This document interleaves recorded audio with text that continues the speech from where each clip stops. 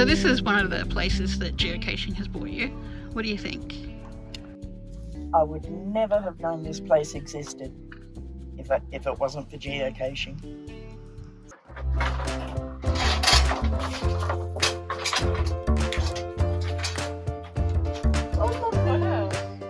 I was asked if I wanted to go on a sort of a treasure hunt one day and discover geocaching.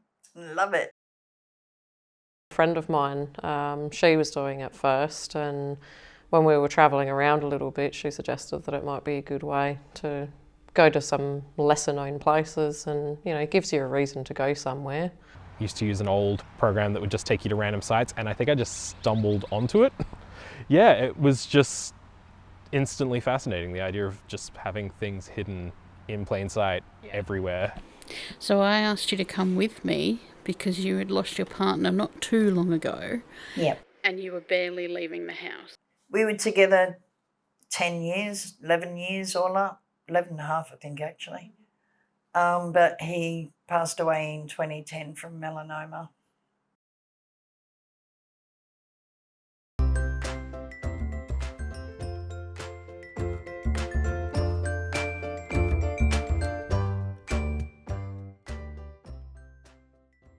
It's easy to take kids, it's quite well signed as to whether something is going to be hard terrain or easy terrain, so you can definitely look at whether it's wheelchair accessible. It's all there, so there's definitely ones for everybody to do and everybody can join in. There's so many caches out there that it doesn't matter how old you are, you can just get to them easily enough. The price is fairly reasonable. Obviously there's a free version that you can do, but that really limits which ones you can go and do. If you go premium, it's a set price over a whole year. One that I have found, it's a mystery cache. It was called, I want to say Find Your Feet, and it's in Adelaide.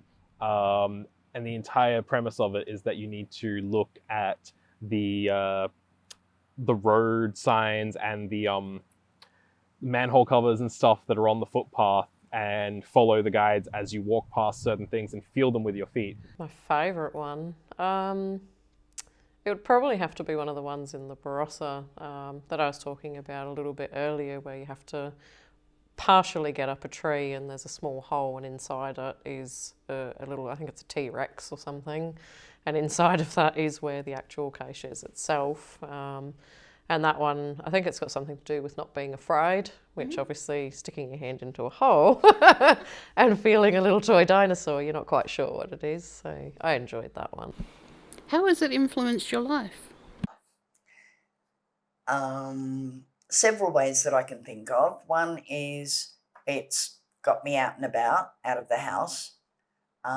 Two is the friends you meet or you make along this journey.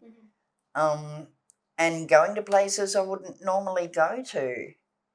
There's always the touristy side tracks, but these take you to places that aren't touristy in that sense. So it's a bit of a novelty. How has it influenced your life? In every possible way.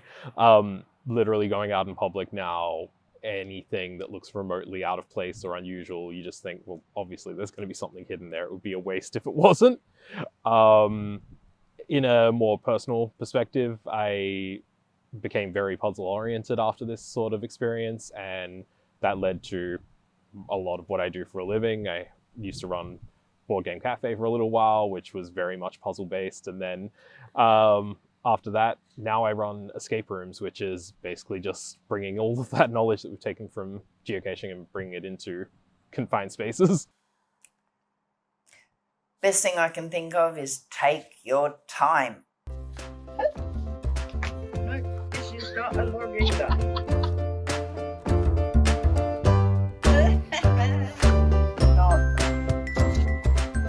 Talk about your red herrings.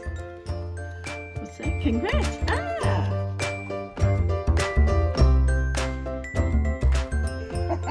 You found a red herring. Oh, that's evil. Look at everything. Think about the hints that are given with caches.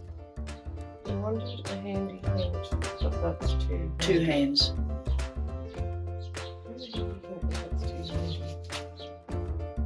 I'd probably say that my favourite part is when there's a particularly difficult one and you've put a lot of time and effort into it and you finally get it.